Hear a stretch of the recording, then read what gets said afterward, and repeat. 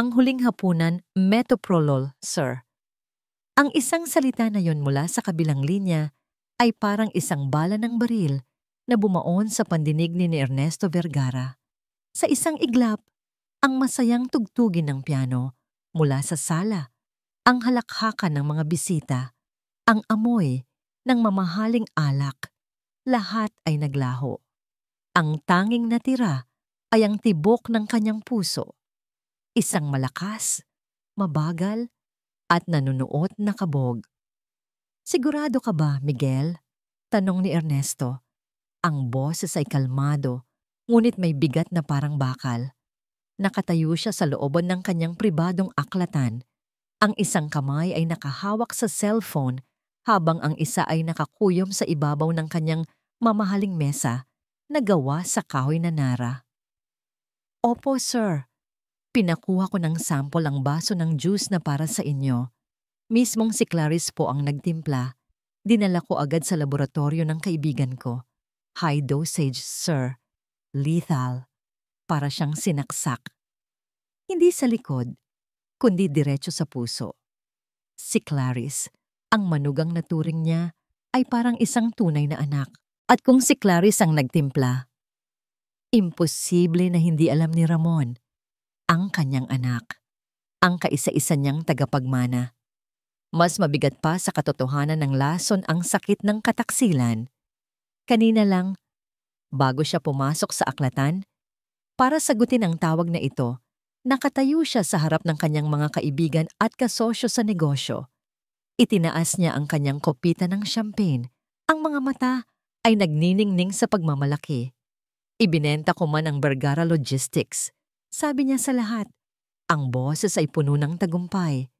"Pero hindi yun ang pinakamalaking yaman na naipundar ko sa buong buhay ko." Tumingin siya sa mesang pampanguluhan. Doon, magkatabing nakaupo ang kanyang anak na si Ramon at ang asawa nitong si Clarice. Ang mga ngiti nito ay abot-tenga, kumikinang sa ilalim ng mga ilaw ng chandelier. Sila ang kanyang obra maestra, ang kanyang legasiya. "Ang tunay kong yaman," pagpapatuloy niya, "ay ang aking pamilya." Nagpalakpakan ang lahat. Naramdaman niya ang mainit na yakap ni Ramon at ang magalang na paghalik ni Clarice sa kanyang kamay. Ang lahat ay perpekto. Isang larawan ng isang pamilyang binuo ng dugo, pawis, at walang katapusang pagmamahal. Isang kasinungalingan. Lahat pala ay isang malaking kasinungalingan. "Sir Ernesto, nandyan pa po ba kayo?" tanong ng boses sa kabilang linya. Napapikit si Ernesto. Ang init ng pagmamalaki na naramdaman niya kanina ay napalitan ng nagyayalong galit. Ang negosyo, ang pera, ang mga gusali, lahat ay kaya niyang bitawan. Ngunit ang pamilya, ito ang kanyang pundasyon.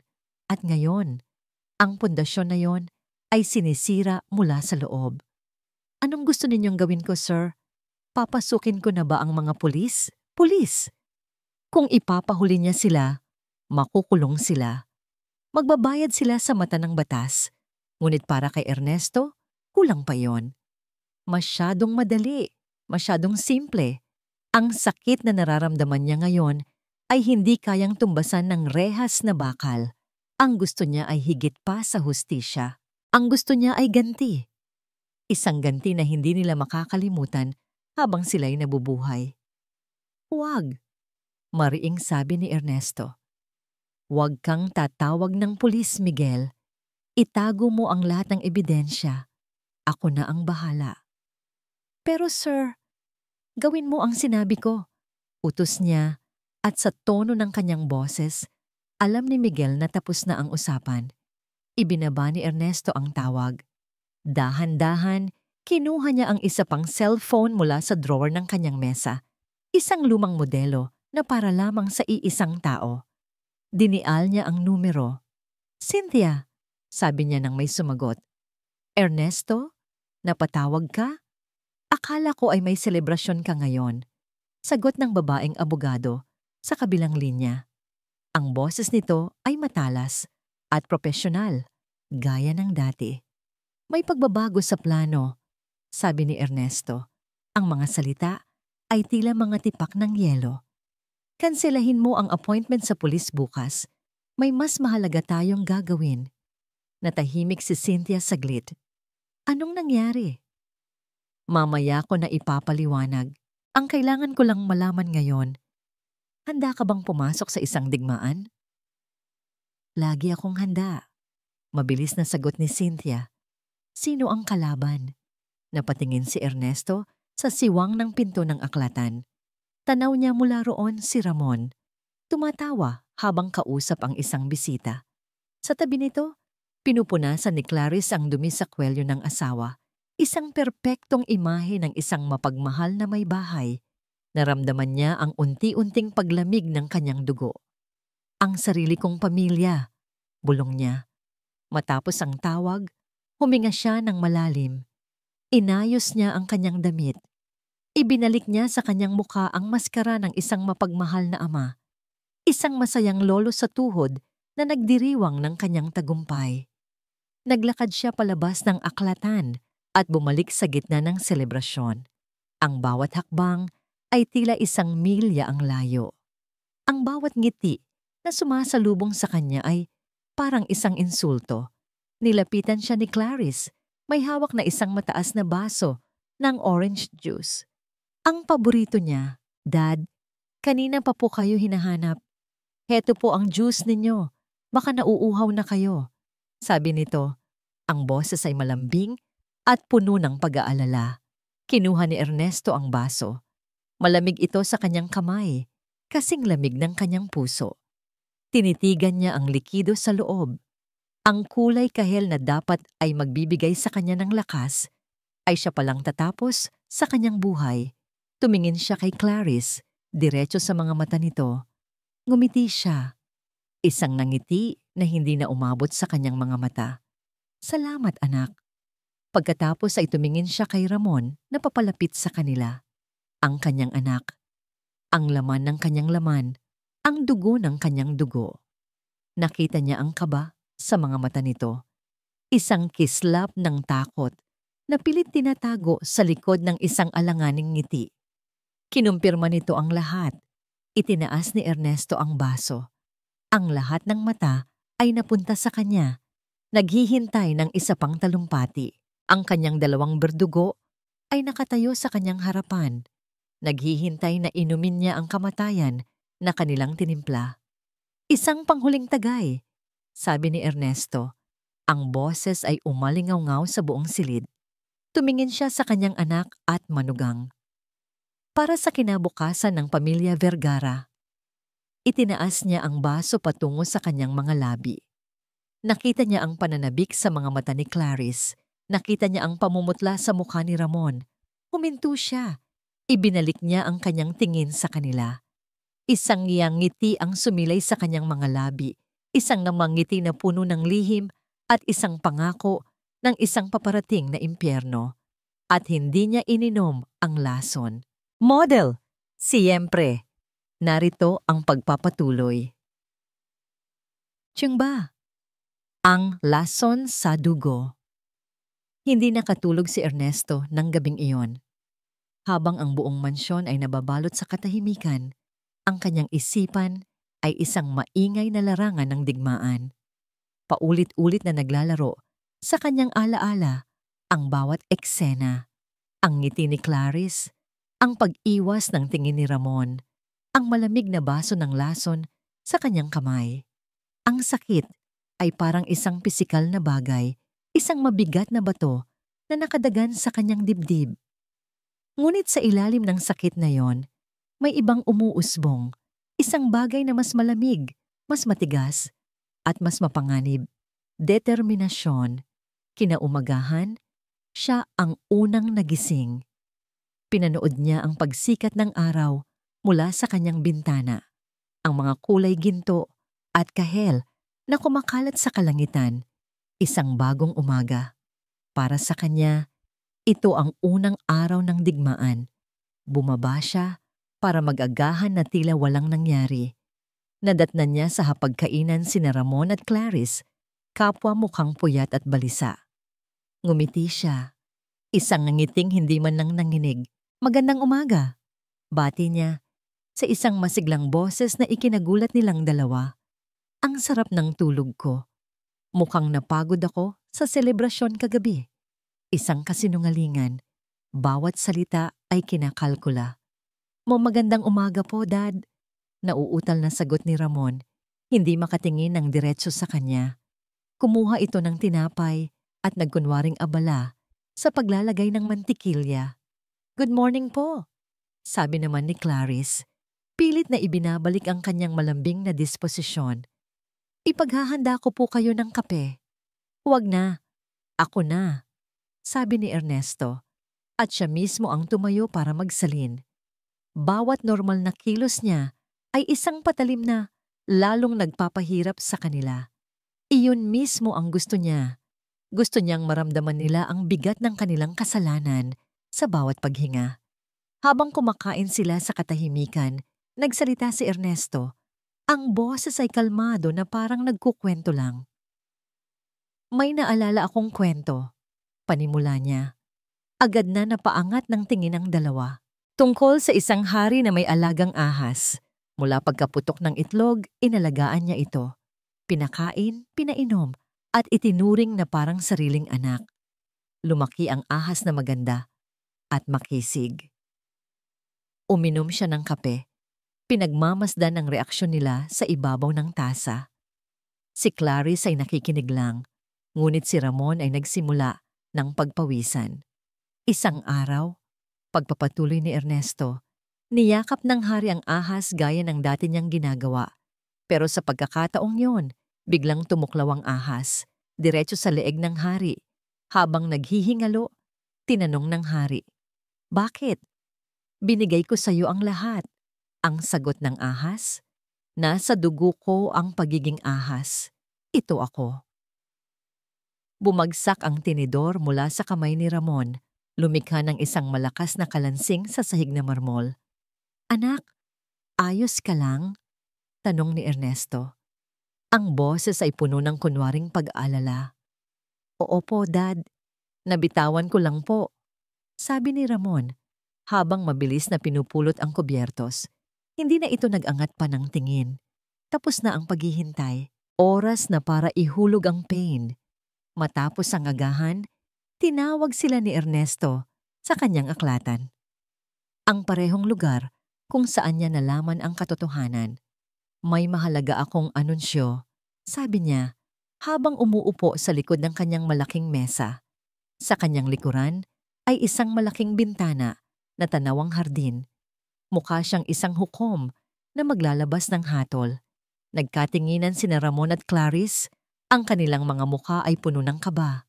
Ito na ba? Ang oras ng pagtutuos.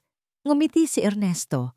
Isang ngiting puno ng kabaitan na lalong nagpakilabot sa kanila.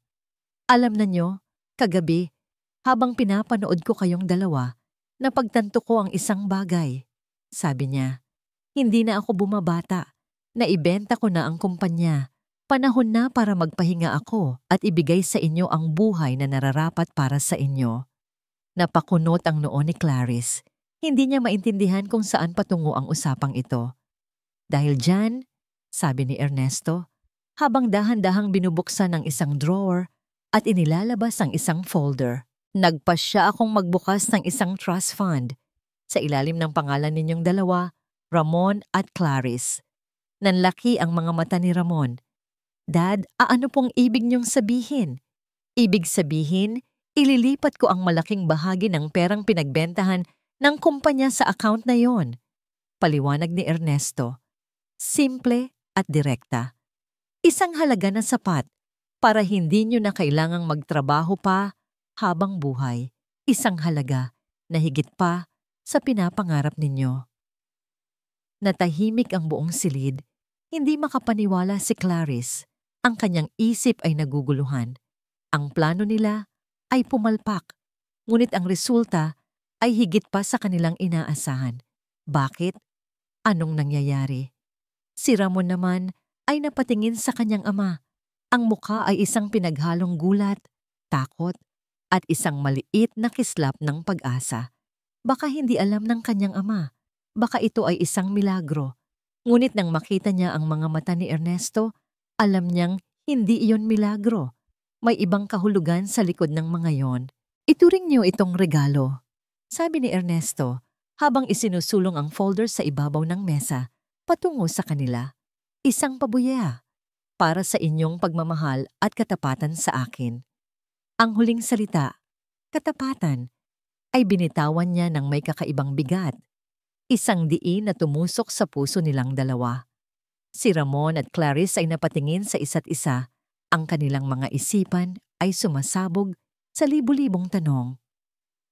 Inakala nilang nabigo ang kanilang madilim na balak kagabi. Ngunit ngayon, heto ang kanilang ama. Kusang loob na ibinibigay sa kanila ang isang kayamanan na hindi nila sukat akalain. Hindi nila alam na sa pag-abot nila sa folder na yon, para na rin silang humakbang papasok sa isang ginintuang hawla. Isang bitag na sila mismo ang may kagagawan. Ang bitag na ginto. Ang amoy ng bagong katad sa loob ng sasakyan ay nakakahilo. Nakaupo si Ramon sa driver's seat ng kanyang bagong-bagong sports car, isang makinang na itim na sasakyan na nagkakahalaga ng milyon-milyon. Ang kanyang mga kamay ay nakahawak sa manibela, ngunit hindi ang kagalakan ng isang bagong laruan ang kanyang nararamdaman, kundi ang bigat ng isang kasalanang hindi mabura-bura. Ilang araw na ang nakalipas mula nang ibigay ng kanyang ama ang regalo. At sa loob ng ilang araw na yon, para siyang nabubuhay sa isang panaginip na may kasamang bangungot. Ang bawat pag-swipe ng itim na credit card, ang bawat pagbili ng mga mamahaling gamit ay pansamantalang nagtatakip sa kanyang pagkakasala. Ngunit sa tuwing mag-isa siya, tulad ngayon, bumabalik ang lahat. Hindi niya alam. Imposibleng alam niya, paulit-ulit niyang sinasabi sa sarili. Kung alam ni Papa ang kanilang ginawa, hindi nito ibibigay ang lahat ng ito. Isang milagro, isang pagkakataon para magsimulang muli. Biglang nag-vibrate ang kanyang bagong cellphone sa tabi niya. Isang text message mula sa isang numerong pilit niyang kinakalimutan. Mr. Vergara Jr., ang pasensya ko ay may hangganan. 1 linggo. Kung hindi, baka ang maganda mong asawa ang sisingil ko. Nanlamig ang buong katawan ni Ramon. Si Mr. Tan, ang may-ari ng isang pribadong kasino kung saan siya nalubog sa utang. Ito ang sikretong hindi alam kahit ni Clarice, o yun ang akala niya. Ito ang tunay na dahilan kung bakit siya pumayag sa karumaldumal na plano. Hindi lang dahil sa anino ng kanyang ama, kundi dahil sa desperasyong takasan ang sarili niyang pagkakamali. Ang perang ito mula sa kanyang ama ay hindi lang isang regalo. Ito ay isang kaligtasan. Ramon, ano pang ginagawa mo dyan? Halika na. Ang boses ni Clarice mula sa labas ng sasakyan ang pumutol sa kanyang pag-iisip. Nakatayo ito sa tapat ng isang mamahaling jewelry store. Ang mukha ay nagniningning sa kagalakan. Pinatay niya ang cellphone at pilit ng ngumiti. Papunta na, mahal. Sa loob ng tindahan, para silang mga hari at reyna. Ipinakita sa kanila ang pinakamakikinang na alahas. Pinili ni Clarice ang isang kwintas na may diamante na tila mga bituin ng kislap. Bagay sa'yo, sabi ni Ramon, habang isinusukat ito ni Clarice sa kanyang leeg. Siyempre, sagot ni Clarice, nakatingin sa salamin. This is the life we deserve, Ramon. Huwag mo nang isipin ang nakaraan. Ito na ang ngayon. Inilabas niya ang itim na credit card. Sa bawat pagbili, tila nababawasan ang bigat sa dibdib ni Ramon at napapalitan ng pansamantalang kaligayahan. Isang bagong kotse, mga alahas, mamahaling damit. Para silang mga uhaw na biglang nakahanap ng isang oasis. Ngunit ang pinakamahirap na parte ay ang pagharap sa kanyang ama. Nang gabing iyon, sa hapunan, si Ernesto ay higit pa sa dati. Mas masaya, mas maalalahanin. Ramon, anak, sabi nito habang kumakain sila. Naisip ko, ngayong marami na tayong oras, bakit hindi tayo magbakasyon? Tayong 3, tulad noong bata ka pa. Naaalala mo ba? Pumunta tayo sa Palawan. Halos mabilaukan si Ramon. Ang alaala ng kanilang mga nakaraang bakasyon, mga panahong simple at puno ng pagmamahal, ay parang mga multo na bumabalik para usigin siya. Paano niya haharapin ang kanyang ama sa isang isla kung saan walang ibang matatakbuhan kundi ang katotohanan? Magandang ideya po yan, Dad. Mabilis na sagot ni Clarice na siyang sumagip sa kanya. Pag-usapan po natin ang mga detalye. Pilit nang ngumiti si Ramon. Oo po, Dad. Maganda po iyan. Ngunit sa likod ng kanyang nangiti, ang tanging gusto niyang gawin ay tumakbo. Ang bawat mabuting salita ng kanyang ama ay isang sampal. Ang bawat pagpapakita nito ng pagmamahal ay isang parusa. Kinabukasan, para takasan ng lahat, nagpasya silang mag-shopping muli. Ito na ang kanilang naging takbuhan, ang walang katapusang paggastos. Nasa isang high-end na butik, si Clarice, ang mga paper bag mula sa iba't ibang tindahan ay nakapalibot na sa kanilang paanan. Kinuha ni Clarice ang isang bag na nagkakahalaga ng ₱250,000. "I'll take this one," sabi niya sa sales associate. Ang boses ay puno ng awtoridad. Inabot niya ang kanyang itim na credit card. Masayang kinuha ng babae ang card at iniswipe sa machine. Tumigil ito. "Sandali lang po, ma'am," sabi ng babae. At iniswipe ulit. Wala pa ring nangyari. Isang maliit na error na mensahe ang lumabas sa screen. "May problema ba?" tanong ni Clarice.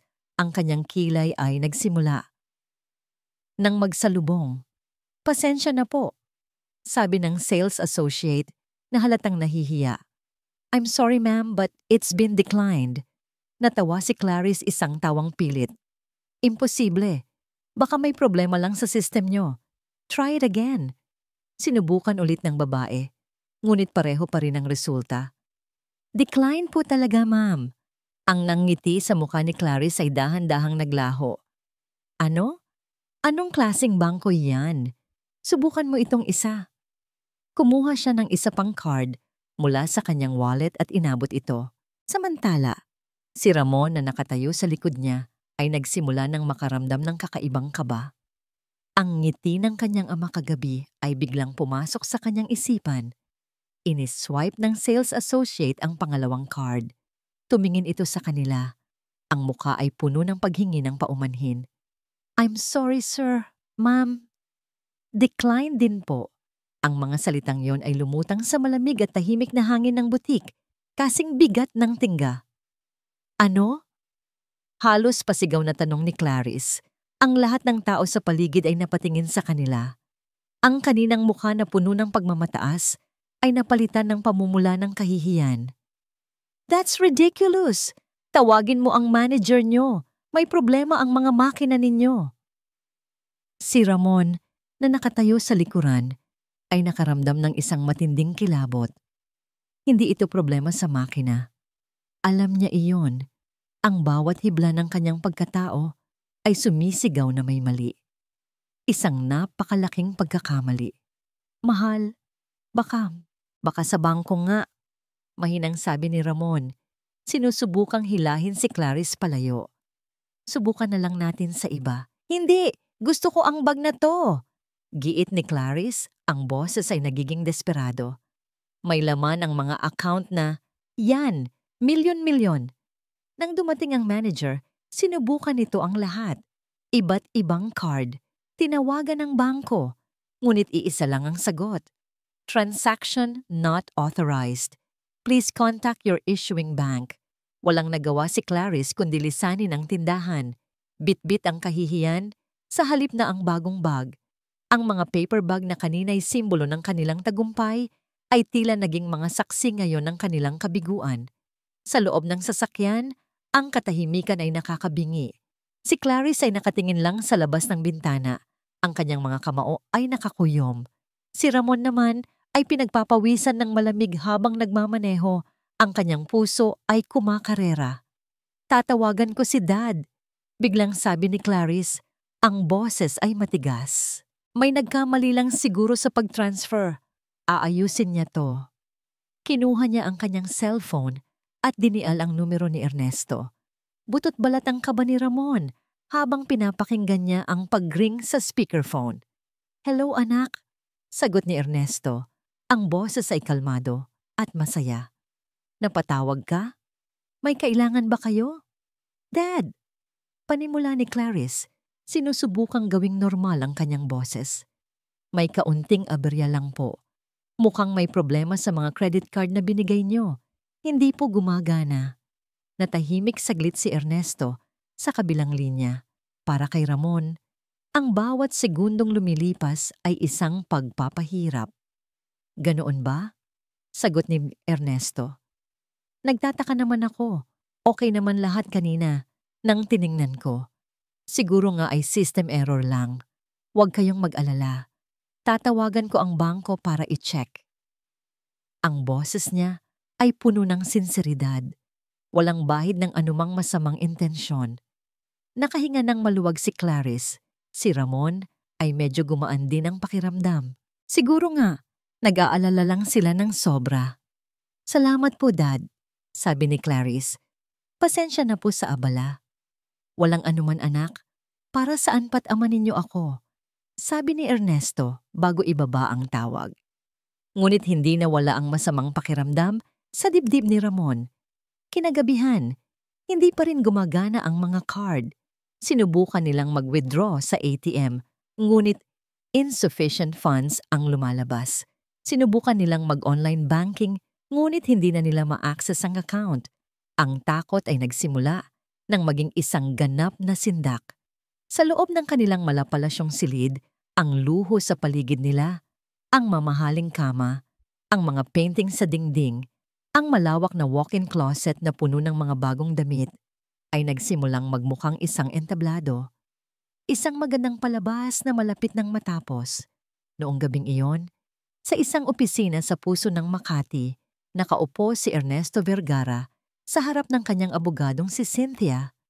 Nakatayo si Cynthia sa harap ng isang malaking whiteboard. Nakasulat dito ang isang komplikadong diagram ng mga kumpanya, bank accounts, at mga legal na dokumento. Sa gitna, nakasulat ang pangalan ni Ramon at Clarice. Ang bawat pangalan ay may malaking pulang X na nakamarka. "Na-freeze na natin ang trust fund account." Ulat ni Cynthia, ang boses ay walang emosyon.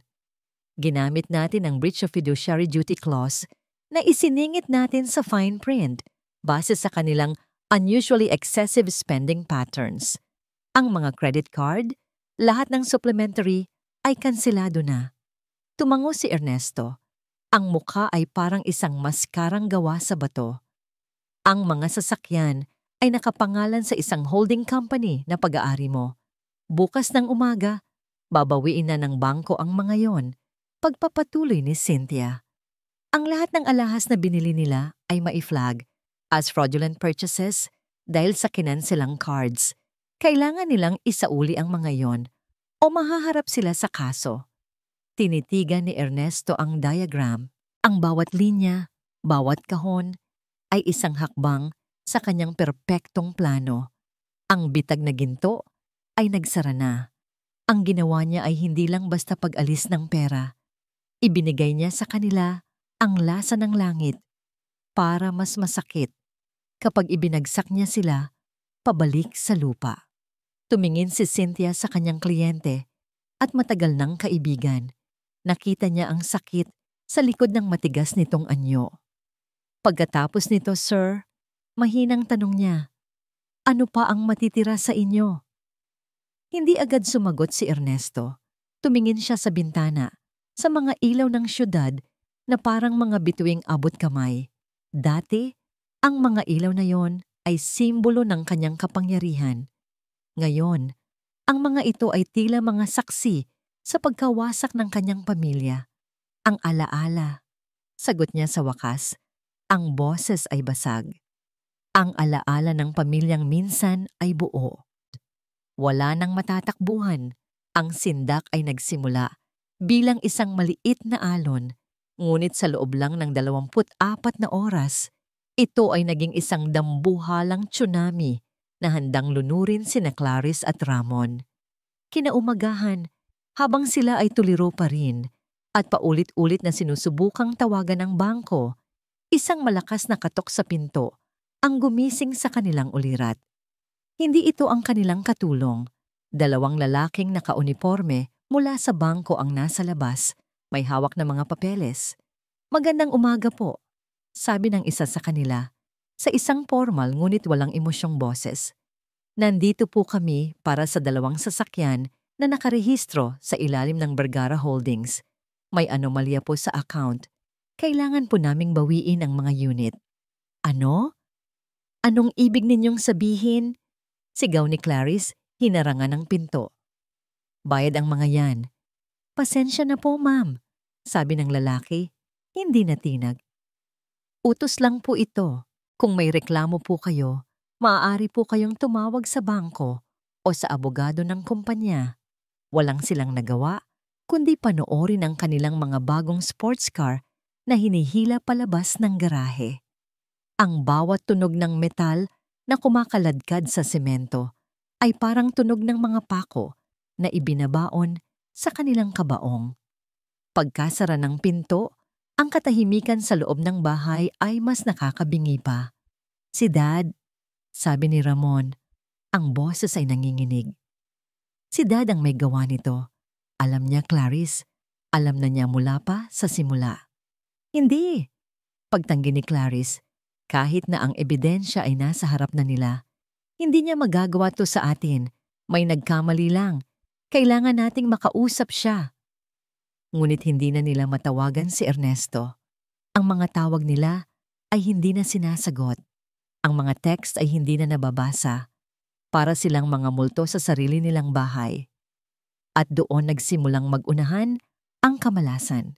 Isang tawag mula sa jewelry store, nagbabantang idedemanda sila kung hindi isasauli ang kwintas. Mga tawag mula sa mga high-end boutique. Ang kanilang paraiso ay gumuho, brick by brick, ngunit ang pinakamasamang dagok ay hindi pa dumarating. Kinahapunan, habang si Clarice ay nagpapanik sa loob ng walk-in closet, tinitingnan ang mga damit at bag na hindi na niya alam kung pag-aari pa ba niya. Narinig niya ang malakas na boses ni Ramon mula sa sala. "Hindi! Sino kayo? Umalis kayo dito!" Nagmamadaling lumabas si Clarice. Ang kanyang puso ay halos lumundag mula sa kanyang dibdib. Nakatayo sa gitna ng kanilang sala ang 2 lalaking hindi niya kilala. Malalaki ang katawan at may mga mukhang hindi pala kaibigan.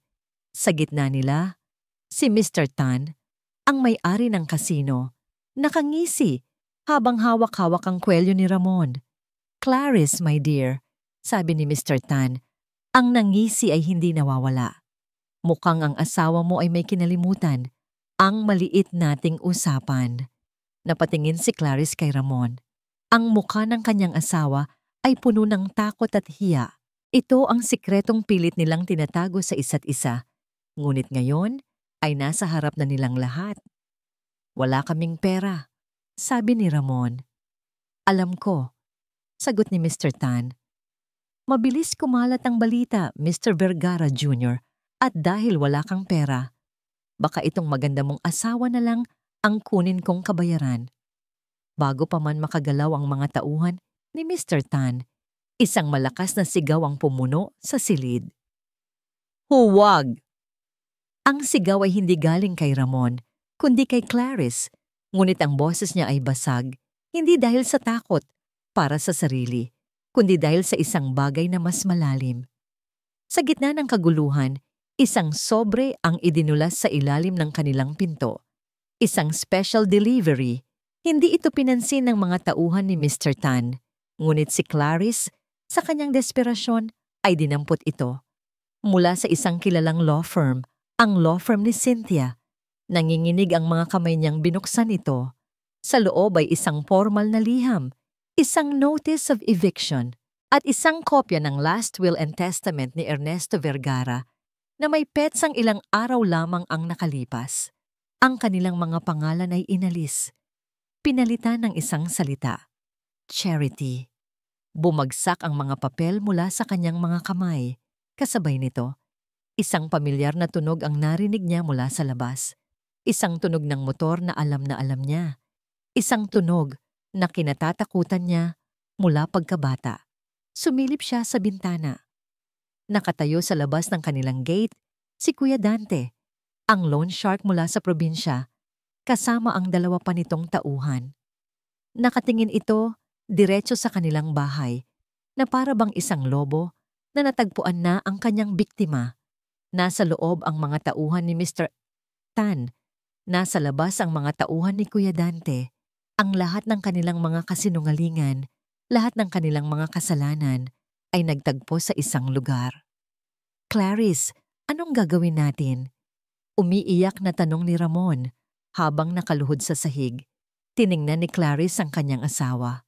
Tiningnan niya ang mga demonyo sa loob ng kanilang bahay at ang mga demonyo sa labas. At sa kauna-unahang pagkakataon, naramdaman niya ang ganap at absolutong pagwawakas. Wala nang matatakbuhan. Sa gitna ng kanyang kawalan ng pag-asa, isang desisyon ang nabuo sa kanyang isipan. Isang huling, desperadong hakbang. Pupuntahan na natin siya, sabi niya. Ang boses ay walang laman, walang emosyon. Pupuntahan na natin ang tatay mo. Magmamakaawa tayo. Inakay niya ang kanyang talunang asawa. Naglakad sila palabas, dumaan sa mga tauhan ni Mr. Tan na tila naguguluhan sa nangyayari. Hinarap nila ang mga nag-aabang na mata ni Kuya Dante sa laba. Wala na silang pakialam. Sumakay sila ng taxi, ang tanging pag-aari na hindi kayang bawiin sa kanila. Ang kanilang destinasyon, ang mansyon ni Ernesto Vergara, ang kanilang huling pag-asa. Ngunit pagdating nila sa malaking gate na dati nilang tinatawag na tahanan, hindi ito bumukas. Ang security guard na dati sumasaludo sa kanila ay lumabas, hindi para pagbuksan sila, kundi para harangan ang kanilang daan. "Pasensya na po, sir, ma'am," sabi ng gwardya, umiiwas ng tingin. "Utos po ni Sir Ernesto, bawal na po kayong pumasok." Pagkatapos ay may inabot itong isang kahon. Isang simpleng karton. Binuksan ito ni Ramon. Sa loob, naroon ang lahat ng natitirang personal na gamit nila mula sa kanilang dating silid. Ilang mga lumang damit, isang pares ng sapatos, ang mga picture frame na nakapatong sa kanilang bedside table, ang mga labi ng buhay na winasak nila. Nakatayo sila sa labas ng gate, sa ilalim ng papalubog na araw. Hawak ang isang kahon ng kanilang nakaraan. Mga pulubi sa harap ng palasyong minsan ay kanila. Wala na. Tapos na ang lahat. Ang katotohanan kinabukasan, isang tawag ang natanggap nila. Hindi mula kay Ernesto, mula kay Cynthia. "Mr. and Mrs. Vergara," sabi ng malamig at profesional na boses sa kabilang linya. "Mayroon kayong appointment sa aming opisina. Bukas, 10:00 ng umaga. May mga dokumento kayong kailangang pirmahan. Kung hindi kayo darating, itutuloy namin ang pagsampa ng kasong estafa at attempted murder." Ang huling 2 salita ay parang isang kidlat na tumama sa kanila. Attempted murder. Alam na nga niya. Wala silang pagpipilian. Kinabukasan, suot ang mga damit na nailigtas nila sa kahon.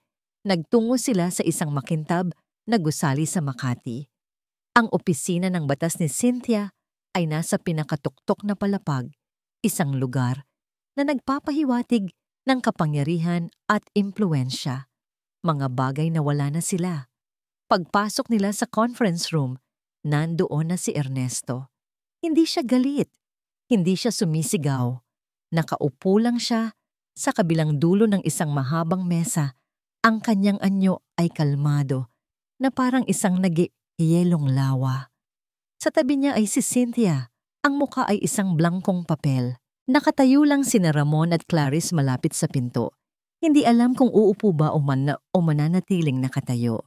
Ang katahimikan sa loob ng silid ay mas mabigat pa kaysa sa 1,000 sigaw.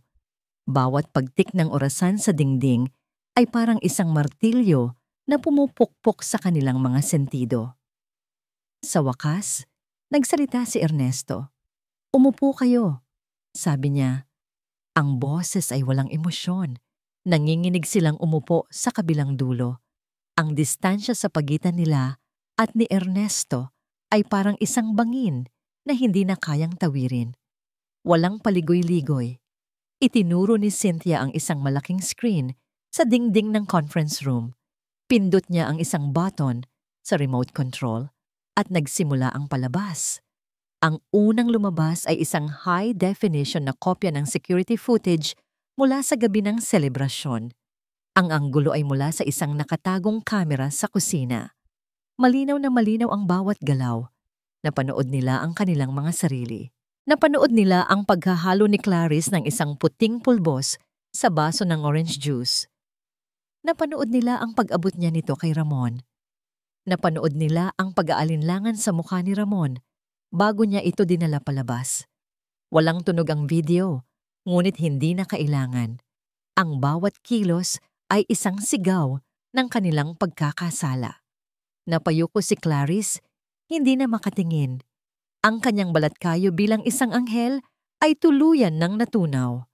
Ang natira ay ang hubad at pangit na katotohanan. Si Ramon naman ay napahagulgol, isang mahinang tunog ng isang taong tuluyan ng nawasak. Hindi pa doon natapos.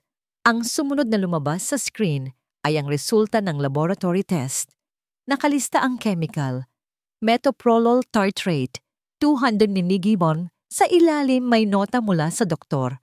A dose sufficient to cause cardiac arrest in a healthy adult male. Pagkatapos ng video, ipinatay ni Cynthia ang screen. Ang tanging maririnig na lang muli ay ang pag-iyak ni Ramon at ang pagtik ng orasan. Tumingin si Ernesto sa kanila. Ang mga mata niya ay hindi na mata ng isang ama. Ang mga iyon ay mata ng isang hukom, isang estranghero. Hindi pera ko ang gusto ninyong kunin, sabi niya. Ang boses ay mababa at puno ng pait. Bawat salita ay tila isang matalim na bubog na lumalabas sa kanyang bibig. Buhay ko. Sa mga salitang yon, gumuho ang lahat. Dad, patawarin niyo po ako. Umiiyak na, sabi ni Ramon. Hindi ko po sinasadya. Patawad. Hindi kumibo si Ernesto. Tila hindi man lang niya narinig ang pagsusumamo ng sariling anak. Inilapag ni Cynthia ang isang makapal na dokumento sa harap ni Ramon at Clarice. Isang pluma ang inilagay sa tabi nito. Final waiver, paliwanag ni Cynthia. Pinipirmahan ninyo na isinusuko ninyo ang lahat ng karapatan sa anumang pag-aari, mana o koneksyon sa pamilya Vergara.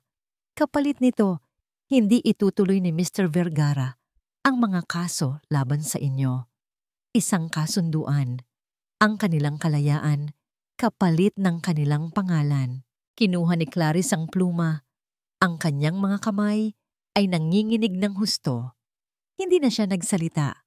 Wala nang sasabihin pa. Tinitigan niya ang linya kung saan nakasulat ang kanyang pangalan.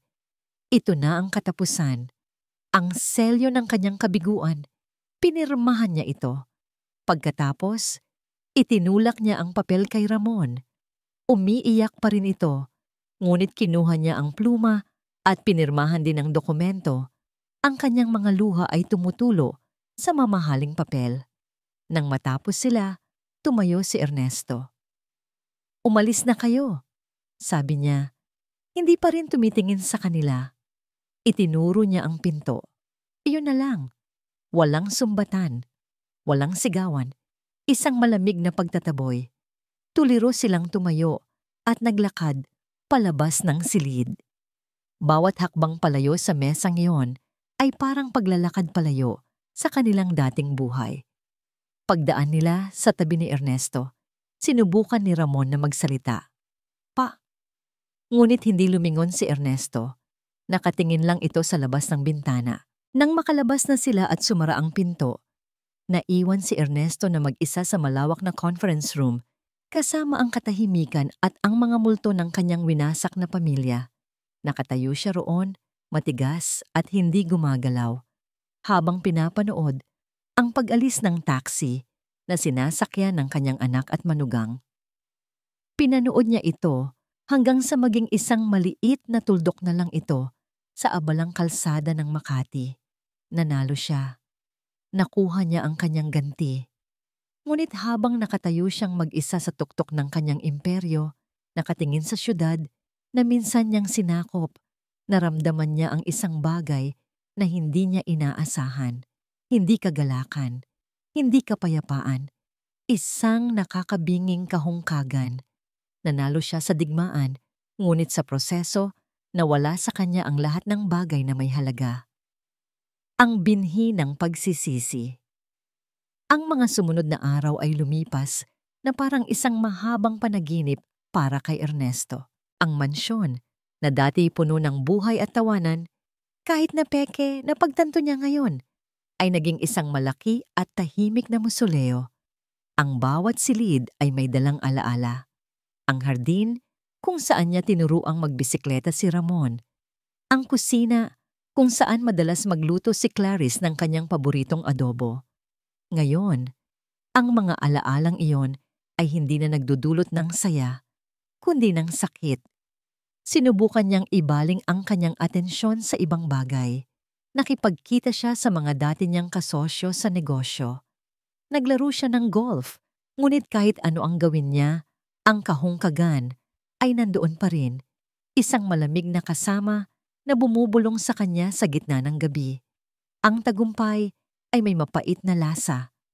Ang ganti ay hindi kasing tamis ng inaakala niya. Isang hapon, habang nag-iisa siyang umiinom ng brandy sa kanyang aklatan, pinagmasdan niya ang isang larawan sa ibabaw ng kanyang mesa.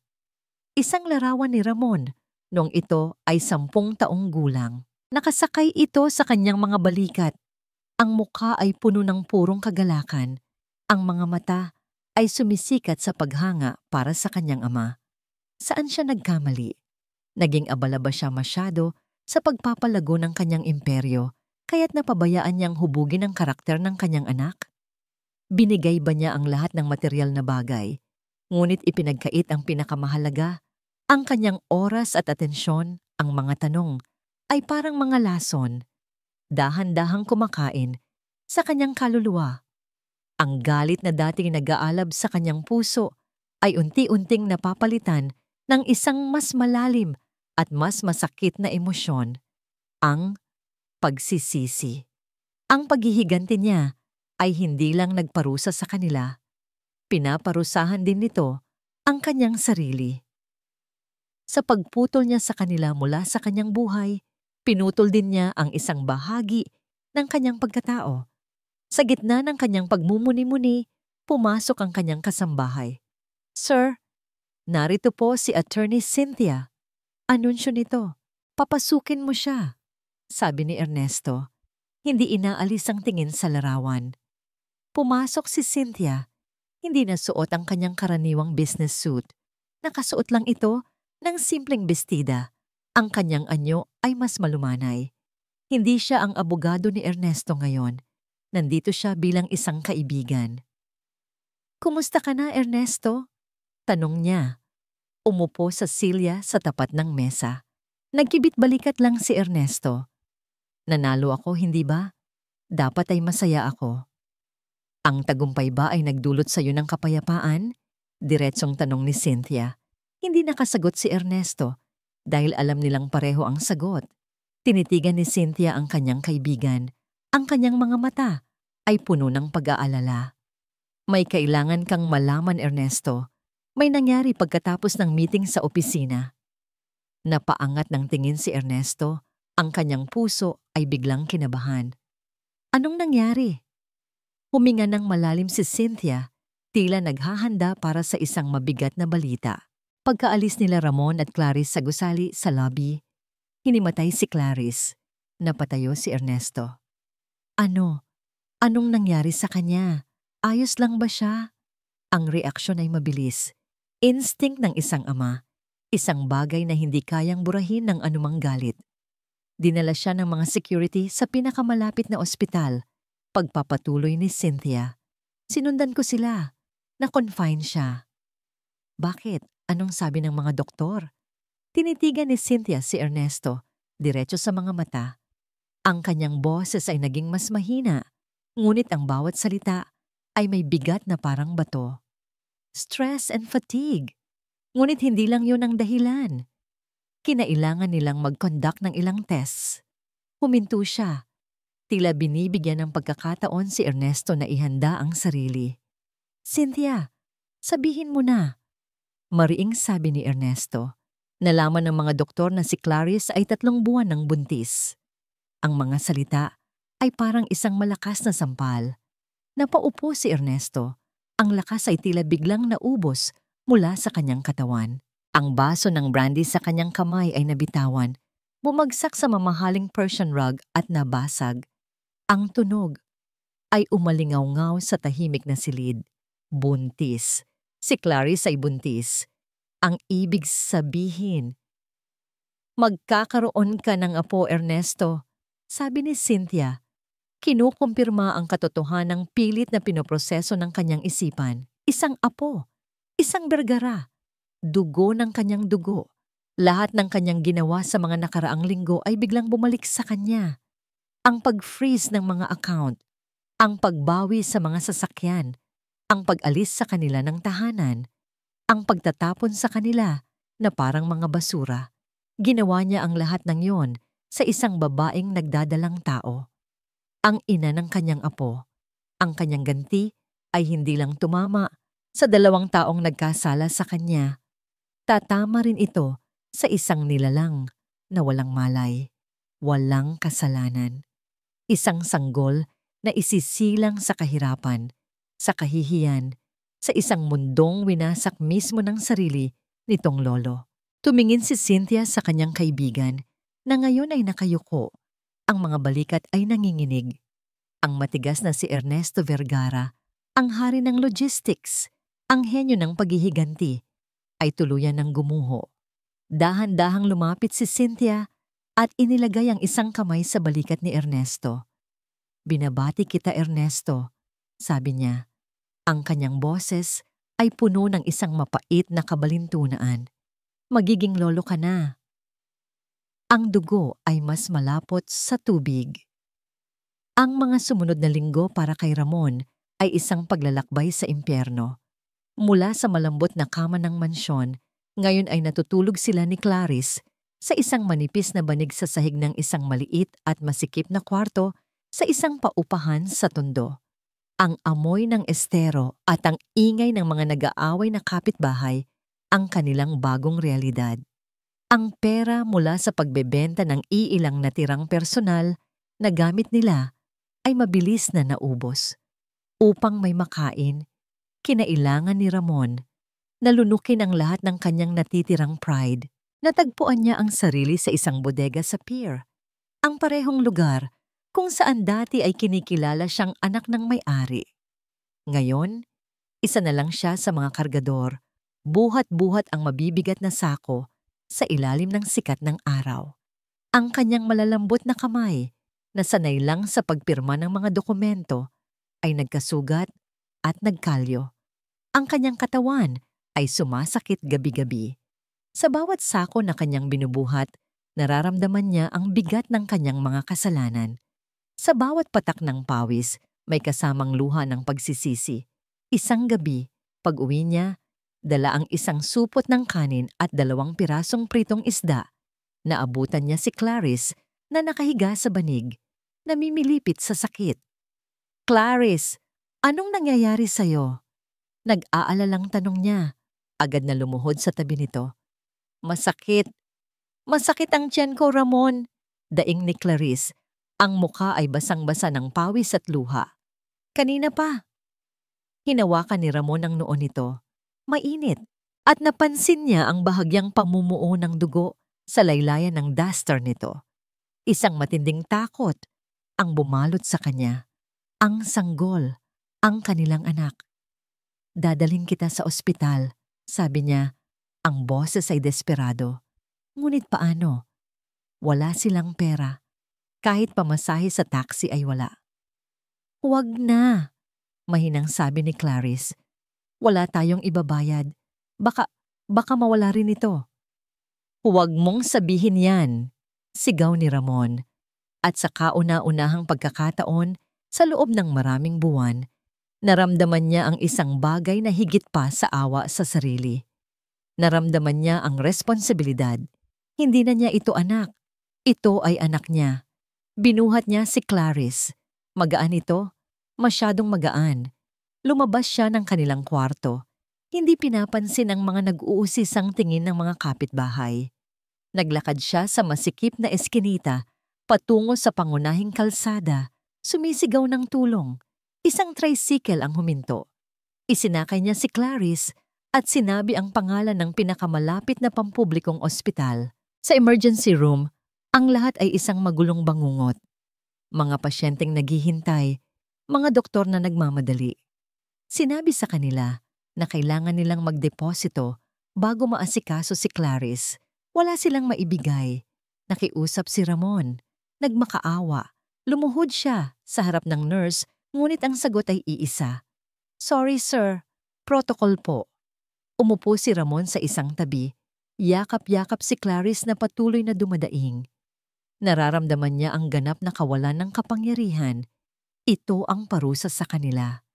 Ang kanilang kasalanan ay sisingilin sa buhay ng kanilang inosenteng anak. Sa gitna ng kanyang desperasyon, isang mukha ang pumasok sa kanyang isipan. Isang huling, nakakahiyang pag-asa. Babalik ako. Bulong niya kay Clarice. Huwag kang bibitaw. Iniwan niya si Clarice sa pangangalaga ng isang mabait na estranghero. Tumakbo siya palabas ng ospital. Tumakbo siya na parang hinahabol ng lahat ng demonyo sa mundo.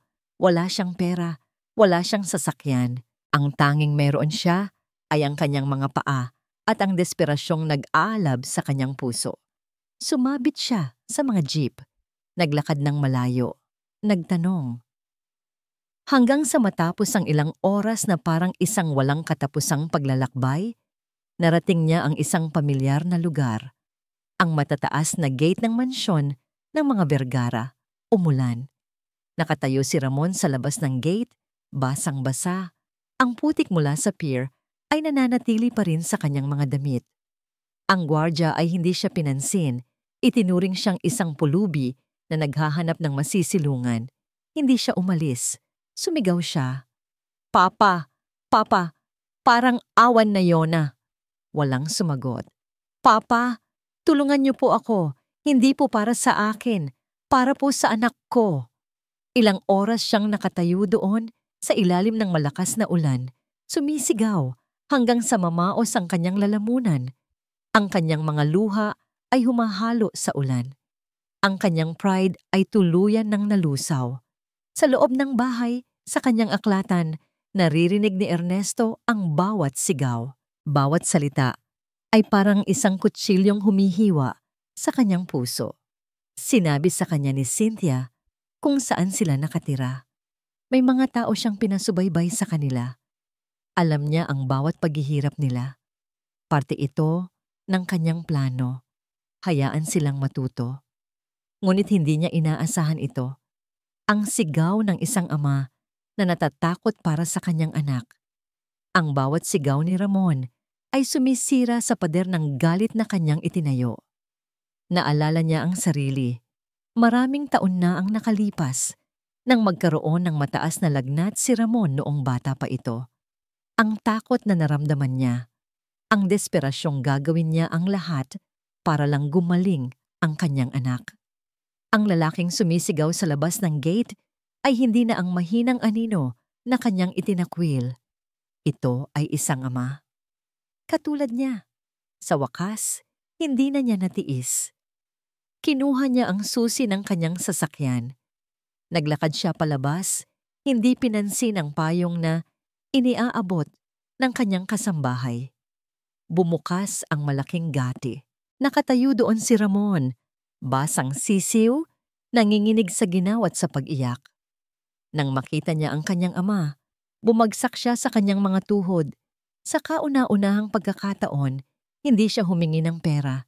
Hindi siya humingi ng kapatawaran para sa kanyang sarili. Papa, sabi niya, ang boses ay basag.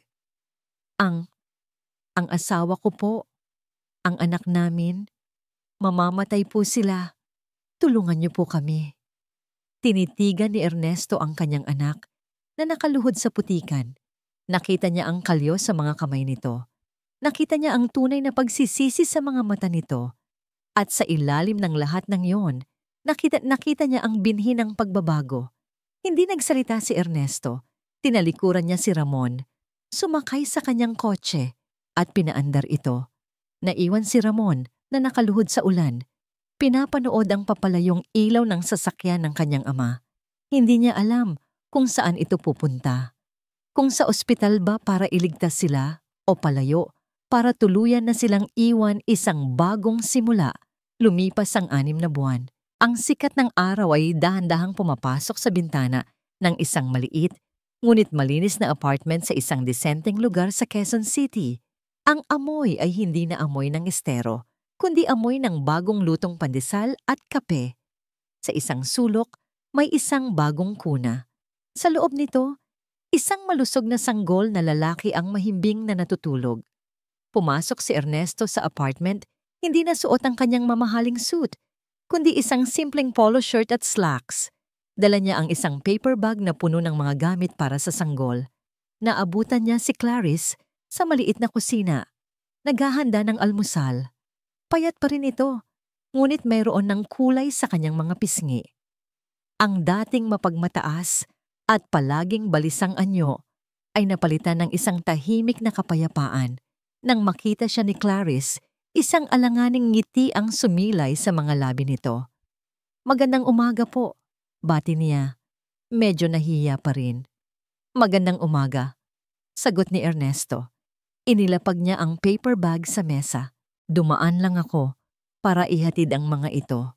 Tumango si Clarice. "Salamat po. Upo po muna kayo. Ipagtitimpla ko po kayo ng kape." Habang nagtitimpla si Clarice, lumapit si Ernesto sa kuna at pinagmasdan ang kanyang apo. Kamukhang-kamukha ito ni Ramon noong sanggol pa. Inabot niya ang kanyang daliri at hinawakan ng maliit na kamay nito. Agad na humigpit ang kapit ng sanggol. Isang mainit na kuryente ang dumaloy sa puso ni Ernesto. Ito ang nagpabago sa lahat. Nang gabing umuulan na iyon, dumiretso si Ernesto sa ospital. Inilipat niya si Clarice sa isang pribadong silid. Binayaran niya ang lahat. Iniligtas niya ang buhay ng kanyang manugang at ng kanyang apo. Hindi ito nangangahulugan na nawala na ang sakit. Hindi nito binura ang kataksilan. Ang sugat ay nandoon pa rin, malalim, at hindi na kailanman lubusang maghihilom. Ngunit ang pagdating ng sanggol ay nagbigay sa kanya ng bagong perspektibo. Ang paghihiganti ay para sa nakaraan. Ang sanggol na ito ay ang kinabukasan. Ilang sandali pa, bumukas ang pinto at pumasok si Ramon. Galing ito sa trabaho. Hindi na siya kargador. Binigyan siya ni Ernesto ng isang posisyon sa warehouse ng isang kaibigan. Isang trabahong mababa, ngunit marangal. Kailangan niyang magsimula sa pinakababa at patunayan ang kanyang sarili. Hindi dahil sa kanyang apelyido, kundi dahil sa kanyang sariling pawis. Pagod ang anyo ni Ramon, ngunit nang makita niya ang kanyang ama, umaliwalas ang kanyang mukha. "Papa," bati niya. Ang salita ay may kasama ng respeto at tunay na pagmamahal. Tumango si Ernesto. "Anak." Nagkaroon ng isang sandali ng awkward na katahimikan. Ang agwat sa pagitan nila ay nandoon pa rin. Maraming bagay ang gusto nilang sabihin, ngunit hindi nila alam kung paano. Si Clarice ang bumasag sa katahimikan. Inilapag niya ang tasa ng kape sa harap ni Ernesto. Tumingin ito sa kanya. Ang mga mata ay puno ng isang emosyon na hindi pa kailanman nakita ni Ernesto mula sa kanya. Tunay na pagsisisi. "Salamat po sa lahat," mahinang sabi ni Clarice. "At patawad po sa lahat ng nagawa namin." Hindi sumagot si Ernesto. Tumingin lang siya sa kanyang kape. Pagkatapos, lumapit si Ramon sa kuna at dahan-dahang binuhat ang kanyang anak. Inilapit niya ito kay Ernesto. "Pinangalanan po namin siyang..." "Ernesto," sabi ni Ramon. Ang boses ay nanginginig. Napaangat ng tingin si Ernesto. Tumingin siya mula sa sanggol patungo sa kanyang anak. Nakita niya ang pag-asa sa mga mata ni Ramon, isang desperadong pag-asa para sa isang bagong simula. Ang pagpapatawad ay hindi isang madaling bagay. Hindi ito isang switch na basta mo na lang bubuksan. Ito ay isang proseso, isang mahaba at mahirap na paglalakbay. At sa sandaling iyon, alam ni Ernesto na kailangan na niyang simulan ang unang hakbang. Dahan-dahan, iniabot niya ang kanyang mga kamay at kinuha ang sanggol mula kay Ramon. Kinarga niya ang kanyang apo, ang batang nagtataglay ng kanyang pangalan, ang simbolo ng isang bagong pag-asa para sa kanilang nasirang pamilya. Habang hawak niya ang munting anghel, naramdaman niya ang unti-unting pagtulo ng isang mainit na likido sa kanyang pisngi. Isang luha. Hindi luha ng galit o sakit, kundi luha ng isang bagay na matagal na niyang kinalimutan. Tumingin siya sa bintana, sa sikat ng araw na nagbabadya ng bagong umaga. Ang kanyang imperyo, ang kanyang pera, lahat ng yon ay nawalan ng kabuluhan. Ang tunay na yaman na pagtanto niya ay hindi ang mga bagay na maaari mong bilhin. Ito ay ang mga bagay na maaari mong itayo muli. Ang pagpapatawad ay hindi paglimot, bulong ni Ernesto sa sarili habang idinuya ng sanggol sa kanyang mga bisig. Ito ay pagpili na bigyan ng puwang ang bagong umaga.